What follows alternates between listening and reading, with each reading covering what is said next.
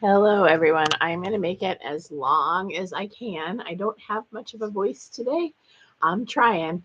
So, we are in the final stretch. Today is November 1st. Election is in a week. The 18-hour days are finally catching up with me. I was go, go, go, go, go all last weekend. And this started hitting me Sunday night and has definitely grabbed some steam. I didn't actually make it all the way through trick or treat with the kids. My husband had to finish up, so that's okay. The kids like their daddy. Um, so as we are rounding into the last little bit, I have my last handful of cards going out today and tomorrow. Folks have postcards if you're in state and would still like to write a few postcards tomorrow. If you're in state or New England where the mail will get there in a timely fashion, please get in my messages. That's something that is still available as an option, but only really for another day or so. If you have any questions as folks are coming in, please put questions, comments, concerns in the chat. I will make it through as many as I can if my voice holds. As far as stuff going on, let's see. I had a pretty busy week last week. We didn't do breakfast with Tiffany on Saturday because I was at a hunter breakfast up in Old Town. It was really lovely. There were a lot of politicians there. Um, I got there at about 5:30 maybe, and Bruce and Jared were both there. They left fairly early. I actually ended up staying until the event closed out. And I tend to do that whenever I'm invited to an event, unless there's a compelling reason for me to leave or I'm booked somewhere else. I usually stay around and help clean up. I spent so much time with organizations when I was younger, um, that I know that like the worst part is getting the venue back together, and it's a bother. This is for you. Sorry, the dog just got let back in and he made a beeline for a grilled cheese sandwich that was abandoned next to where I am. Not quite sure why my children were eating in the living room, but they seem to have taken their Halloween manners and continue over through today. Oh, that is so much mud. Thank you. So the dog is, as usual, trying to hold hands and crawl into my lap. He's very friendly. Had a few more folks join. I apologize, my voice is going. If you have any questions, comments, or concerns, please put them in the chat, because I'll probably be keeping it really short. Hi, Allison. Allison says, Happy Tuesday. I am delighted to see you, Allison. I see Allison all the time around. Allison, I believe, is also running for office, and she is lovely. Um, Oh goodness, you're so sweet. Sorry, I've got a very, very, very muddy paw dog that is trying really hard to put his paw like directly in my lap, and so my black dress is definitely not black below the knees. Um, so I might do another one of these. Are definitely going to have the Saturday morning one. I might do maybe Friday night or Monday night, depending on what folks are interested in, because I've had a few people that have sent me messages saying that they've really wanted to hit the town halls, but they've had conflicts. They haven't been able to get it. We are definitely in full swing for absentee ballots. I love that I've gotten sent so many pictures of ballots. I think it's just delightful. Certainly don't feel obligated. But gosh, I've got to be over 100 ballots now that folks have sent me, and it's just one of the nicest feelings to know people are voting for you. I don't see myself um, as somebody who's cool or interesting or popular. Like, I'm interesting to me. I'm, funny to me, but I don't think I'm funny or interesting to anybody but me. In fact, my children regularly remind me not funny and not interesting that I am, which just seems to be the joy of teenagers. So it's a really nice feeling when people are willing to trust the future of the country to you. It's nice, and I'm sure that Allison experienced some of that too. Um, I haven't been sent. I'm trying to think of the questions that I've been sent lately. I've been sent some really interesting questions on guns. I'm definitely more interested in looking at how we can balance out our gun violence issue with constitutional rights. I ranked in your top two. Yeah, I'm sure I ranked in Allison's top two. That's a very polite way to say I voted for the other guy first. For those of you who are watching who aren't in Maine, Maine has ranked choice voting. So guns have come up a lot lately, and one of the things I noticed is at the Hunter Safety Breakfast, there was a huge full-page ad on the back page of Jared Golden shooting guns, because of course there was. And I think that it's great to show that you support guns. I don't have a problem with people hunting. I've never had a problem with people hunting. And I don't have a problem with people using weapons for self-defense.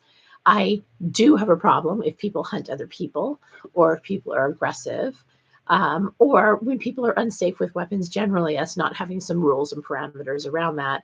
We all sort of know that friend or family member or cousin, or even sometimes probably ourselves for a lot of people, have periods where they're just not safe with weapons. And, a lot of people are not very honest with themselves about what those times were. I've been getting a lot of questions about that lately. The problem with that is those laws are generally not going to be at the federal level. Those are going to have to be state level laws.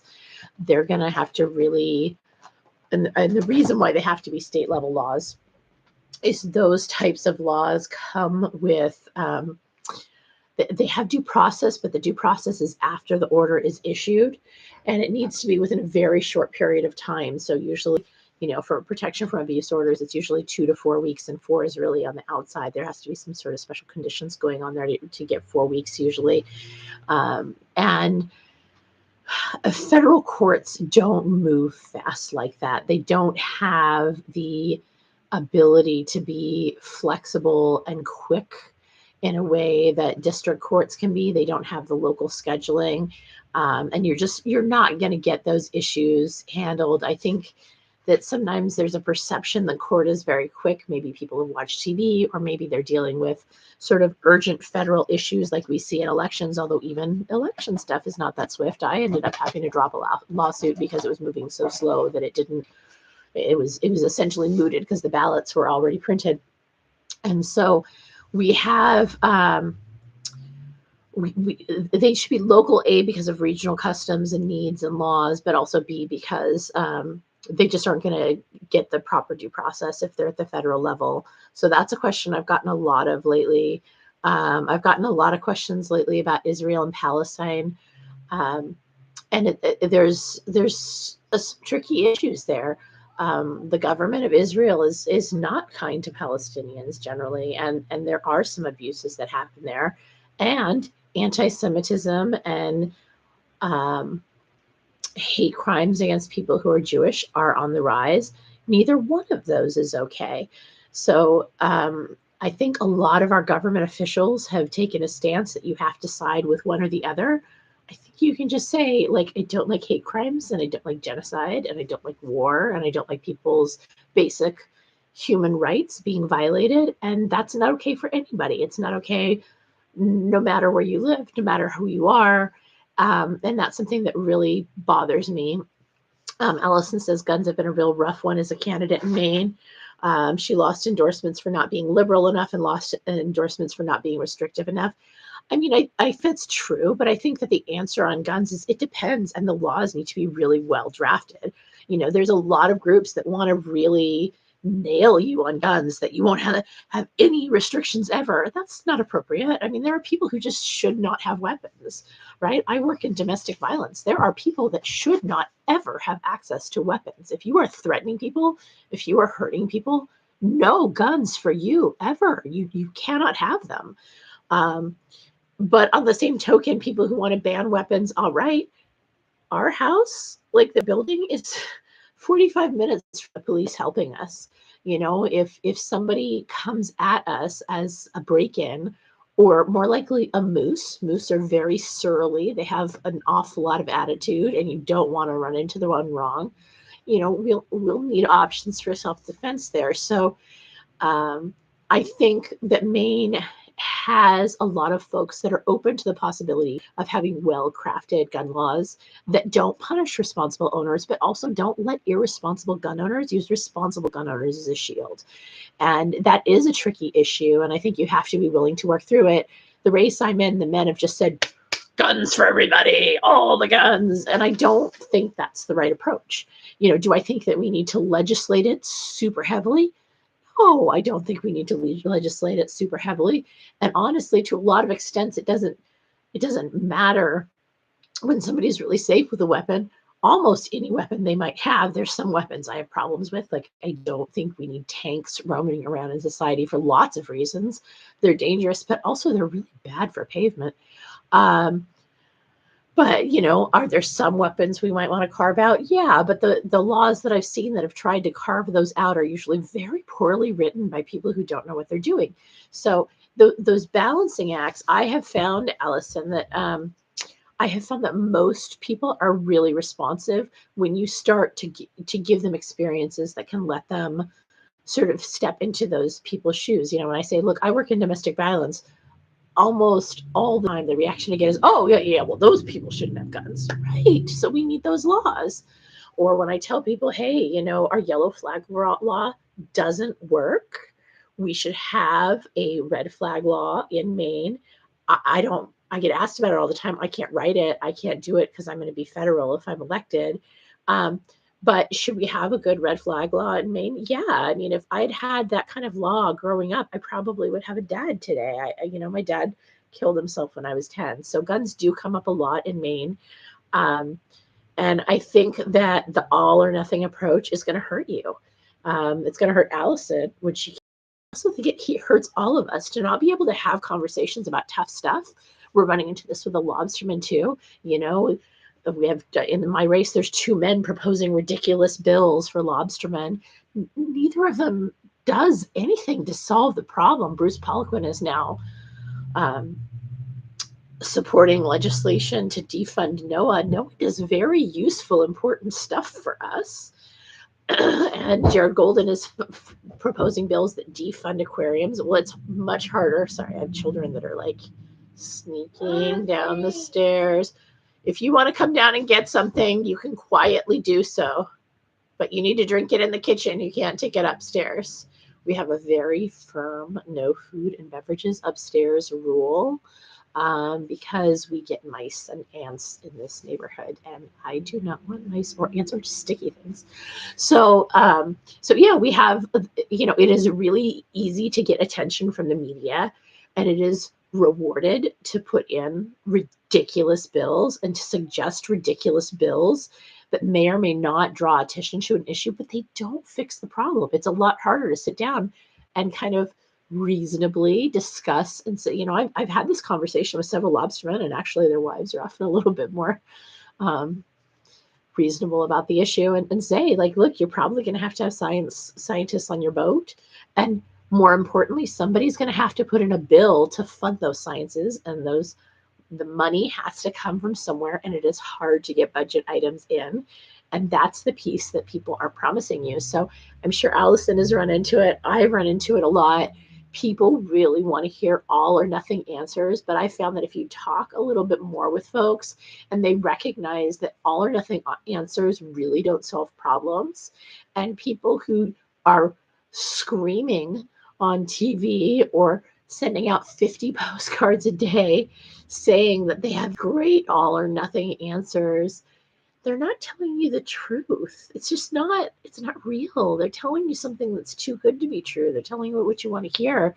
I mean, I could wait thousands of years for my body to figure out how to process like candy and potato chips as my primary food source, but that doesn't seem like a really good strategy if what I'm wanting to do is have a healthy diet. So I don't think that the media has done most of us any favors, certainly not me, probably not Allison, in giving a lot of airtime to these nutty solutions that do not solve problems.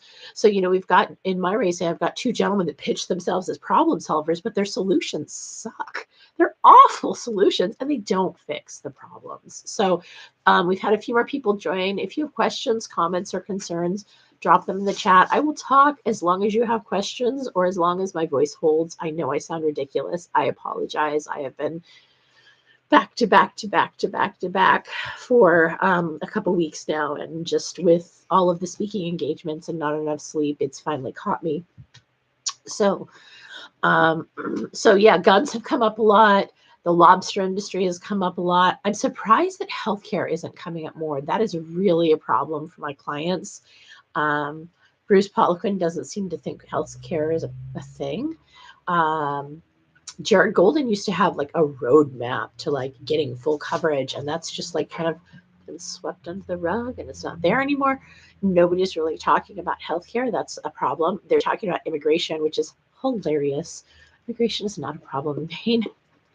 You know, we have very few immigrants relative to the rest of the world. Do we have a burden that's been placed on Portland that we're trying to figure out? Absolutely.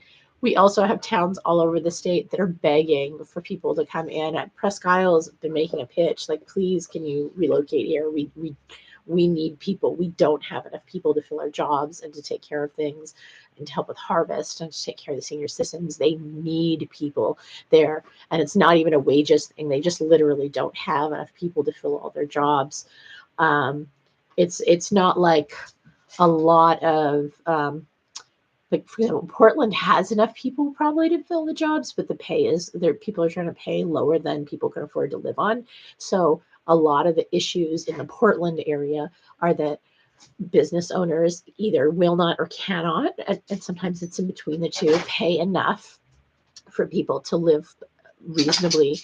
In places like Presque Isle, they just don't have enough people. You know, there are lots of places in the state where we just do not have enough people, where decades of people slowly drifting towards larger cities has caught up with places, and there just literally aren't enough people to even work the service jobs, let alone attract people for the higher paid jobs.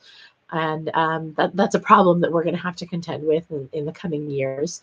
And you know, to some extent, we really do need people to come to the state, because otherwise we're going to have problems.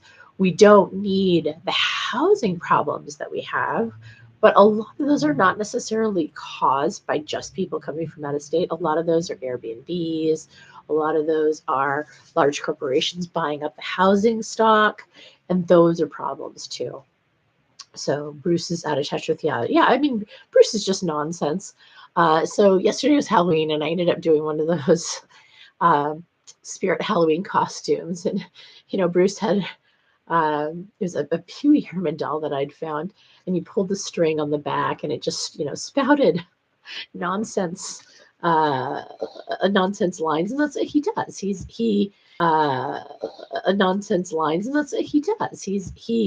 He doesn't pitch solutions. He pitches talking points that he thinks are going to land with people who don't take a beat and take that 30 seconds and go, oh yeah, that doesn't make sense at all. But I know that I think Jared Golden is much behind that. I mean, a lot of the times when I've heard him speak, his solutions aren't solutions. His answers, you know, are just to say, I vote against Democrats and I'm super bipartisan. And we don't aim for bipartisan. Bipartisan is not what we should be looking for. We should be looking for good law, and that might come some years from only one party, or that might come from one party plus a little of another party, or it might come from neither party. It might come from independents who suggest something that the parties sign on to, and we say, hey, this is like decent. Can we do this little piece of law? It'll help people. I think that one of the things that has come up a lot is that there is way too much money in this race, just way too much. The system's going to be well over $25 million. It's already over $25 million. So it's going to close even higher than that. And if anybody, and I know that Allison's experienced this, if you've had any media at all, TV or Facebook, or just have a phone that's texting you, like, you can't escape this race. And then depending on where you are in the state, because I've been driving around all over, you know, if you're up north, you don't get it quite as much. But if you're like when we're out by Rangeley, we're picking up radio from like New Hampshire too, or Massachusetts. Oh my gosh, like it's just so much. We just have so much money that we are setting on fire, and it is not helping people. And there is such a disconnect. I've seen so many stories and people talking about it. Stephen King was talking about it in the last couple of weeks. I've seen people doing stories. Oh, this is so wasteful. I'm not saying that my way is the best way, but I did find a way around that. And it doesn't seem like we ever cover solutions to that. That really, really bothers me, that even if my solution is too cheesy or hokey, at least I'm trying. And we don't seem to have anybody that's concerned with finding a way around this money problem.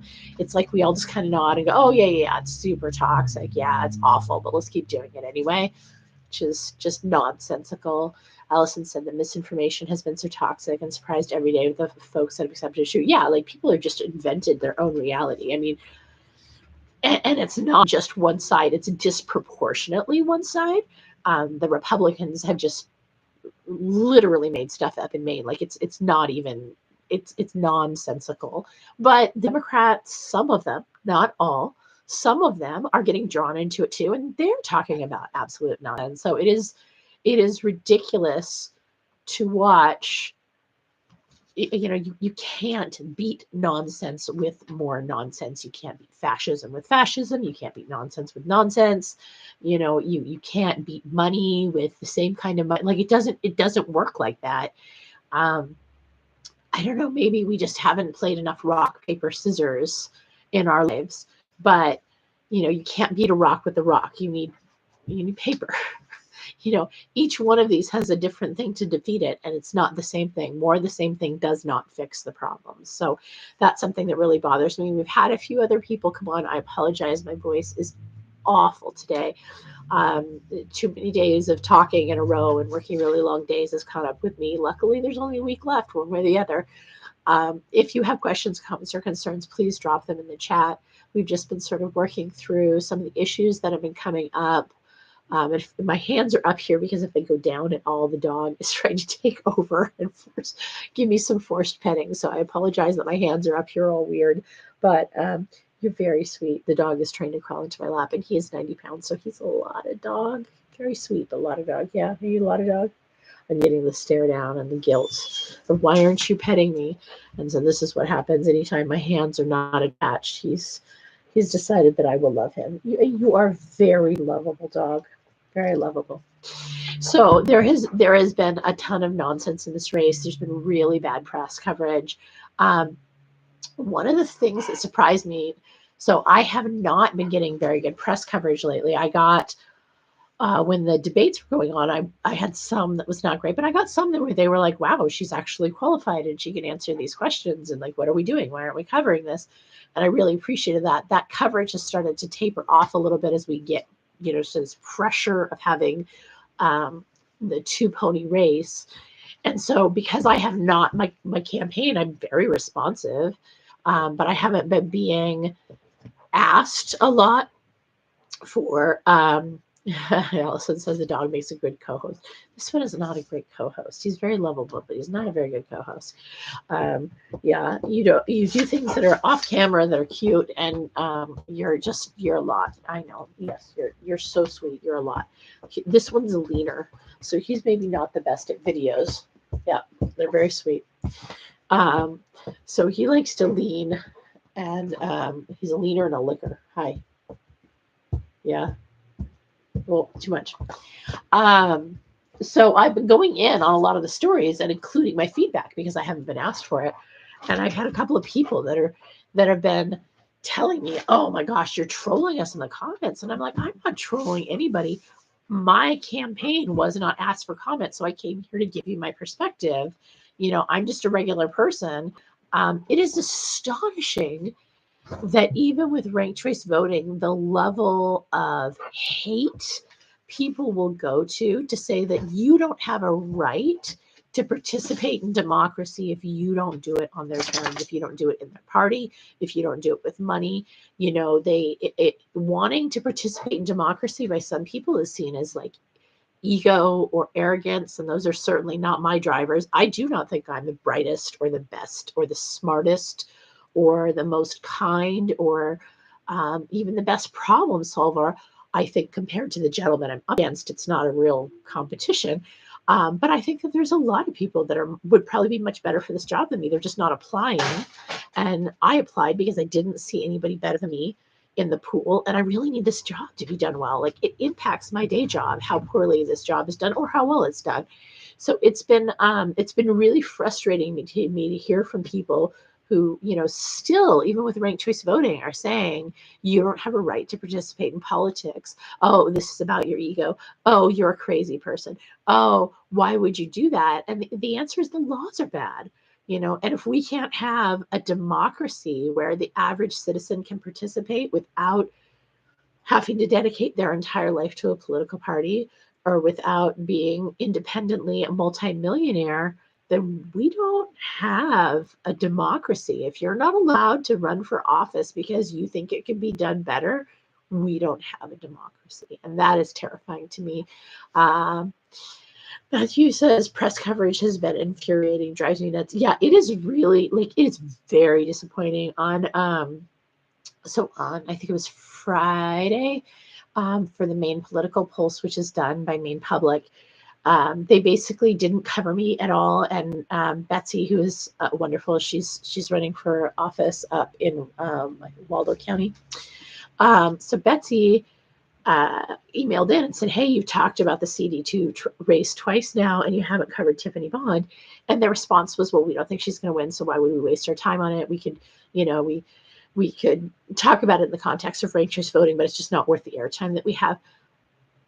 What the fudge? I mean, seriously, I was the only person who showed up to their debate, not once, but 2 different election cycles. In 2018, I was the only person who showed up to their debate.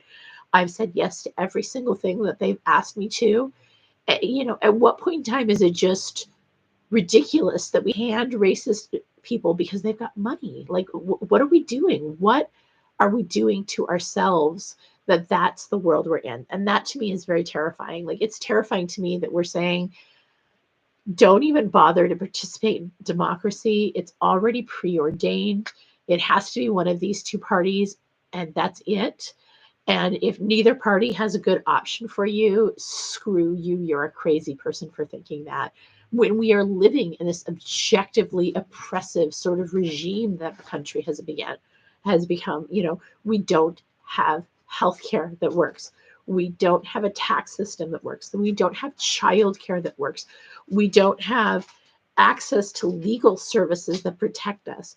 We don't have access to real fair wage laws. We don't have access to things that we need to survive as a society. We don't have a sustainable planet.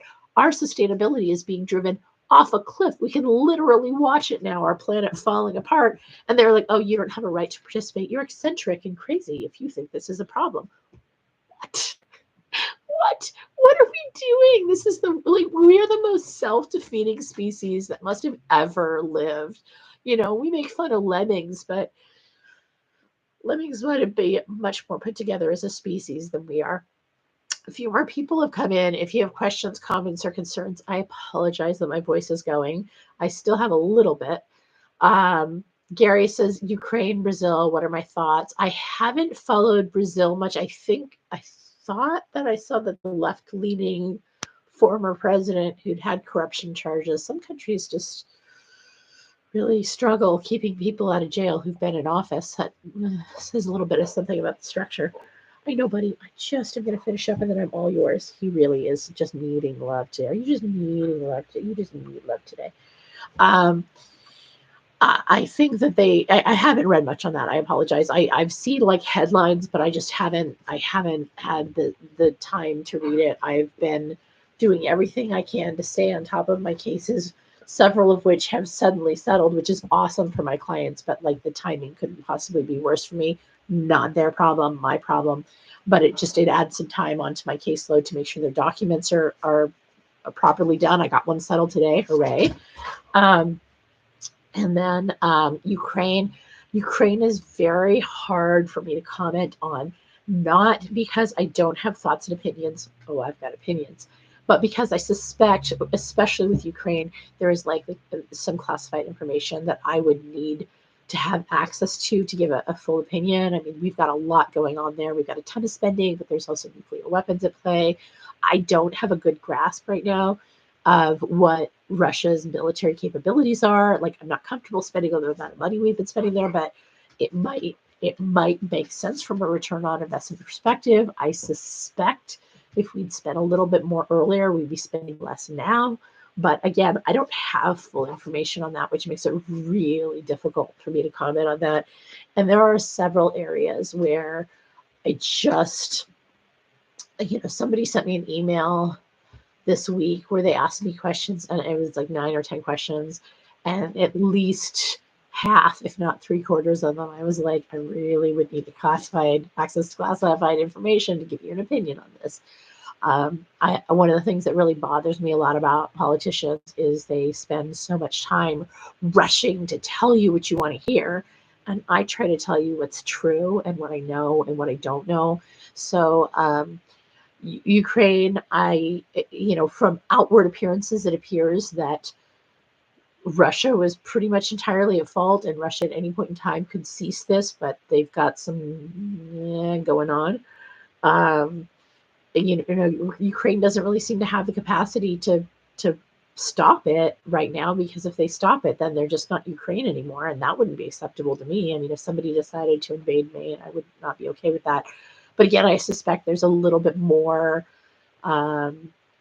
information that I would need to give you real answers there. So that's just my thumb in the air. But I don't feel like I can give you real information on that.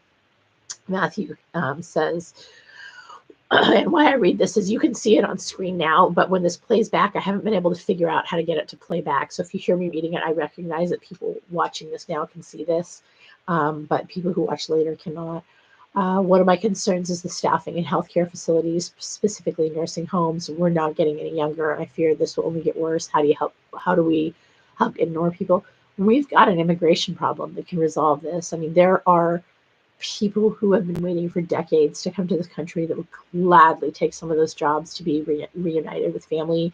There are families that would like to be settled, and they're good neighbors. They are good people that are in horrible situations in their own country, and they just want a chance.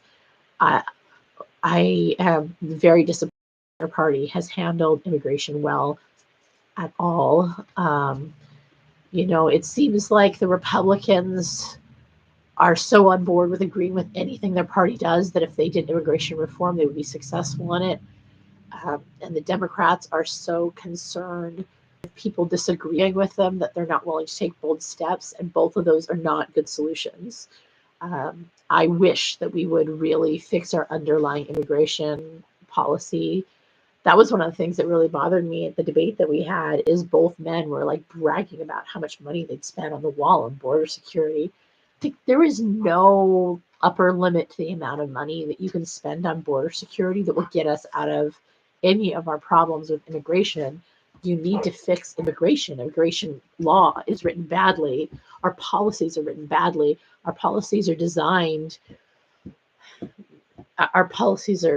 a lot of them are quite racist. They are not designed well. They are not designed to give us the population that we need to be successful over the next few decades.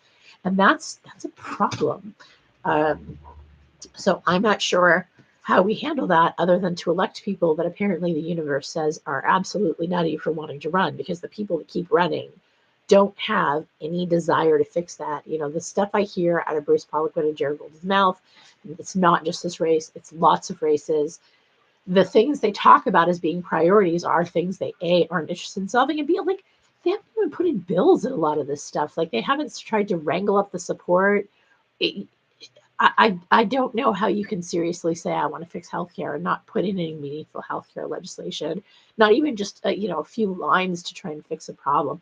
I don't know how you can say that you want to fix the environment, not try to put in something anywhere to fix it, to just kind of go along for the ride and either agree or disagree. And when you agree, you take credit for it. And when you disagree, you say, look, I buck my party.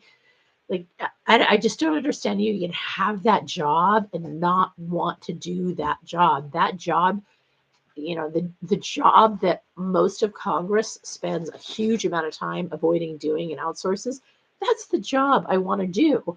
I want to be the person working on that law and doing, and helping us get a better government. It's like all those Disney fairy tales. Not that we live in a Disney fairy tale, we definitely don't. But when they say, you have all of this power and how can you not use it?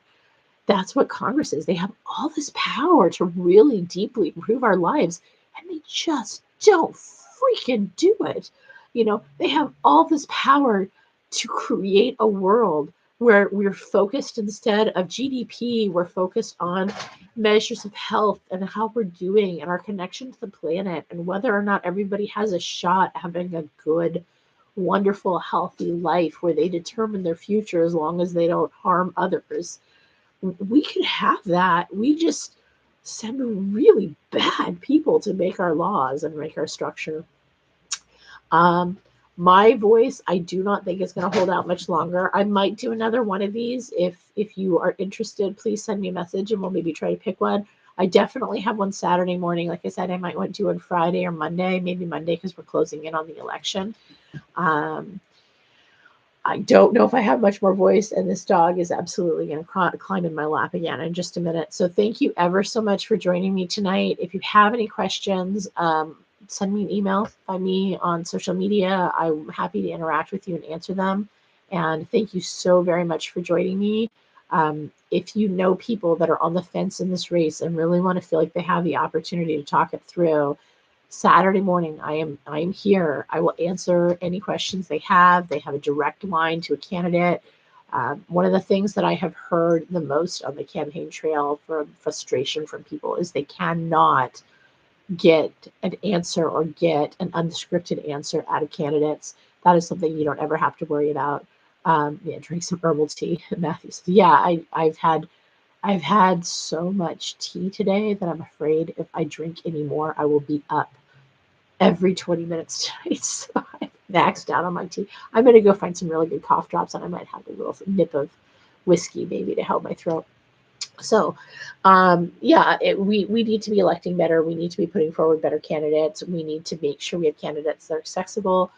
I think that I'm a voter first, so I try really hard to be accessible in the way I wish candidates were to me. So please tell folks about this.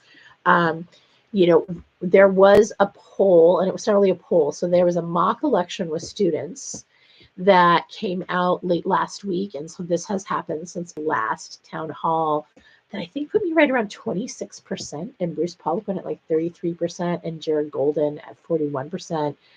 That means that I'm probably as likely to knock out Bruce as Bruce is to knock out Jared. And if I knock out Bruce, then A, it's a race between me and Jared, which I think will make a whole bunch of people happy. But also, I don't think Bruce can beat Jared head to head. I can. So I'll pick up a whole bunch of number twos from Bruce, even though he's telling everybody to rank him first, second, and third. I've heard from a lot of Republicans that if we're stuck with ranked choice voting that they don't like, they're at least going to use that system to vote in that system. So there are a lot of number twos getting ranked. There are a lot of people who maybe in prior elections only ranked one that are ranking several. So I just have to be one vote better than Bruce Poliquin, which is now within striking distance. So tell friends. I think it's going to be a fairly low turnout race. I think a lot of people are kind of meh about our options this year. So midterms are always lower turnout. So yeah, tell friends. I think that we can probably, wow, Republicans would be that foolish. That's not how ranked choice voting works.